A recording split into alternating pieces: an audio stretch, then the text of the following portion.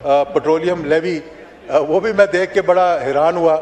चले ये ठीक है, पाकिस्तान अगर मुश्किल में है तो आप इसको चार्ज ज़रूर करें, लेकिन जो कीमत पेट्रोल की है इंपोर्ट की वो फौरी तौर पर ट्रांसफ़र होनी चाहिए आवाम के लिए। ये नहीं कि अगर 100 रुपये कम हुई है तो आप 20-25 रुपये उनको दे रहे हैं और बाकी जो है वो जेब में डाल रहे हैं, ये ज़्यादती की बात है। अगर 200 मैं देख रहा था कि अगर 216 रुपये का पेट्रोल आ रहा है लीटर का, तो उस पे 198 रुपीज़ जो है वो लेवी है, जिसमें कि डिफरेंट टैक्सेस है। अब मैं उनको डिटेल में नहीं जाता। तो वो 216 रुपये का पेट्रोल जो है वो 414 रुपये का पड़ता है अवाम को जाकर, ये सारी जो लेवीज जो बीच में डालकर। तो हम ये लेवी क्यों डाल रहे हैं पेट्रोलियम? अच्छा, वाइंड अप कर रहा हूँ मैं, थोड़ा कह दूँ।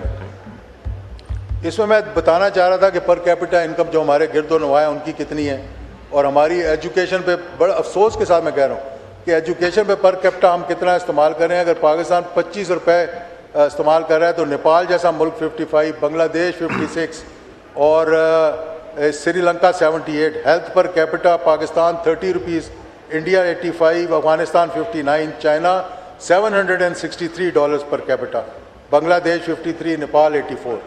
तो ये और फिर ब्यूरो ऑफ स्टैटिस्टिक्स का मैं भी वाइंड अप करूँ 1-2 मिनट में। मैं सिर्फ ये बात कर लूँ, बहुत सी चीज़ें जो हैं वो रह जाएंगी। इसमें बस थोड़ा सा मैं टाइम लूँगा कि ब्यूरो ऑफ स्टैटिस्टिक्स का मैं देख रहा था कि एक साल में इलेक्ट्रिसिटी जो है वो 59% बढ़ी, LPG जो है वो 57% बढ़ी है, पेट्रोल जो है वो 50% बढ़ा है और डीजल भी 50% बढ़ा है, और प्याज, आलू प्याज की हम बात करते हैं 100% जो है वो इंक्रीज़ हुई है उसकी, और आटे की 60% इंक्रीज़ हुई है एक साल के अंदर।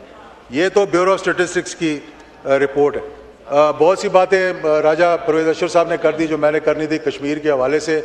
मैं इनका शुक्रिया अदा करता हूँ, बहुत सी मेरी बातें बीच में ले गई। मैं सिर्फ 1 मिनट और लूँगा आपका, ये बताने के लिए कि